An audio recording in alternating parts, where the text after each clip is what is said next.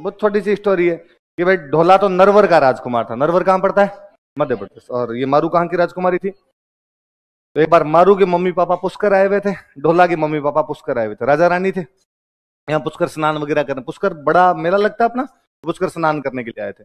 वहां दोनों राजाओं ने आपस में बात की। ढोला 2.5 साल का था, मारू 1.5 साल की थी। तो ब्याह कर देते हैं। तो वहां ढोला मारू को क्या कर दिया? ब्याह। मैंने कहा था मुकलावा बाद में होता था, कर रहे थे हम बात। अब भाई मारू पुगल चली गई, ढोला अपने वापस चला गया। थोड़े दिनों बाद ढोला के मम्मी पापा मर गए। ढोला राजा बन गया। ढोला ने राजा बनने के बाद अपनी एक शादी और कर ली। वो मालवा की एक राजकुमारी से शादी कर लेता जिसका नाम था मालवण।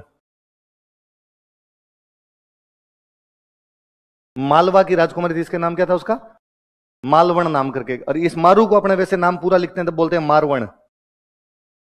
दोनों में बस लहर रहे का ही फर्क है, दोनों के एक जैसे नाम है। ढोला की एक जो पहली पत्नी थी उसका नाम क्या था? मालवण। और पहले मारू से भी और रखी थी तो मारू का नाम क्या था? अब ढोला को तो बेचारे को पता ही नहीं था कि मैं जब टाबर था तब पापा ब्याह कर गए अपना। ढोला को इस बात की जानकारी नहीं थी। ढोला अपनी दूसरी पत्नी के साथ में एकदम राजी खुशी जीवन व्यतीत करता। उस दूसरी वाली को पता था कि इसके पहले एक ब्याह हो रखा है, उसने पूरे सूत्र जुगाड़ रखे थे एकदम।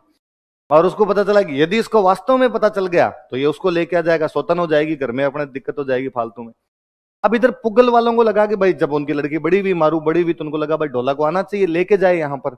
लेकिन ढोला उधर से आए नहीं लेने के लिए। तो पुगल वालों ने लेटर भेजे। तो वो जो पहले वाली थी मालवण जो थी, उसने नौकरों को कह रखा था कि पुगल से कोई लेटर आए पहले मुझे देना।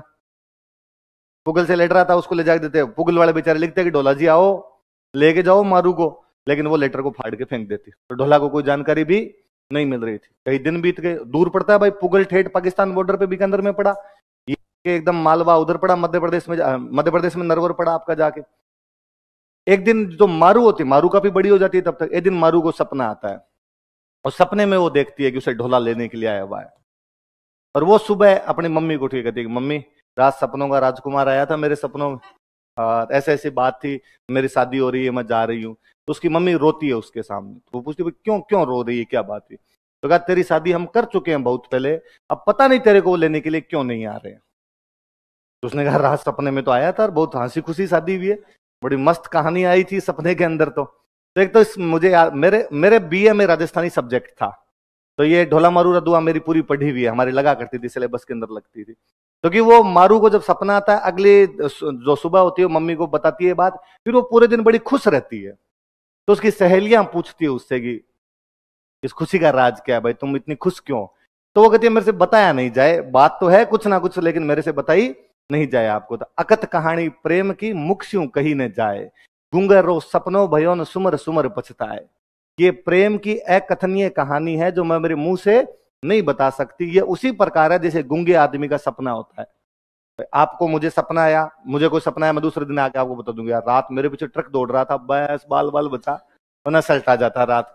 कोई सपना था अपने बताते हैं, और सपना थे आप अपने रूममेट को बता दो यार रात सपना है अपना सिलेक्शन हो गया था और मुझे तो लड्डू उड्डू मिल रहे थे, तू थोड़ा चूक गया था, बाकी अपना तो हो गया था। बताते हैं अपने सपना थोड़ा सा वैसा। पर गूंगे आदमी को सपना है, गूंगा आदमी जो बोल नहीं सके उसको सपना है, बताने वाली बात है, पर वो क्या बता पाए? तो वो यूं राजी होता है अंदर ही अंदर। क्योंकि प्रेम जो होता है वो गूंगे के सपने की तरह होता है, जिसमें आदमी खुद अंदर ही अंदर राजी होता रहता है लेकिन किसी को बता नहीं सकता। फिर मारू को जब बात पता चली कि भाई वहां ये सिस्टम और वहां लेटर पहुंच ही नहीं पा रहे हैं अपने, तो मारू बाद में ढाडी जाति के लोग होते हैं। किस जाति के लोग होते हैं? ढाडी। उन ढाडी जाति के लोगों को वो गीत गाते हैं, उनको कहते हैं तुम जाओ ढोला को मेरा गीत सुनाओ जाके। वो ढोला के दरबार में जाते हैं, ढोला बैठा हुआ होता है, वो ढाडी जाके उसको गीत सुनाते हैं। गीत में उसको बताते हैं कि तेरे एक लुगाई उतरे उड़ावे कड़ा काग, इतनी दूर बैठी बैठी वो कागले उड़ा रही है, तुम्हें लाना चाहिए उसको। और ढोला को जब पता चलता है इस बात का, ढोला आके अपनी दूसरी वाइफ को कहता है उस मालवण को कि भाई मेरी तो एक शादी और हो रखी है, मैं वहां जाऊं। उसको लगा मरवा दिया, इसको पता भी चल गया। पर उसने कहा अभी गर्मी पड़ रही है, उधर बीकानेर साइड में तो और गर्मी पड़ती है, गर्मी में नहीं जाना चाहिए।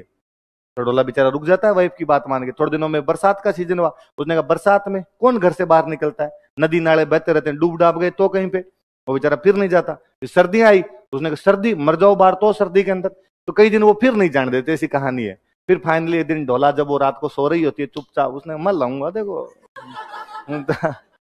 ढोला उधर से सिग्नल तोड़ ताड़ के आई गया अपने पुगल पुगल पहुंचा और पुगल जाके मारू को बाद में ऊंट पर बिठा के वापस ले। फिर और कहानी है, बीच में कई गुंडे आते हैं, डाकू आते हैं, ढोला उनको मारता हुआ वहां से निकलता है। अच्छी मतलब बॉलीवुड वाले यदि मूवी बनाई तो शानदार मूवी बने। तो वो जो कहानी है वो किसकी है? तो देखो यूं ढोला तलवार वलवार लिया हुआ, मुझ संगे वंट लगाए हुए एकदम, मारू को रेगिस्तान के अंदर से होके लेके जा रहा है। तो ये जो है कौन किसकी कहानी है? ढोला।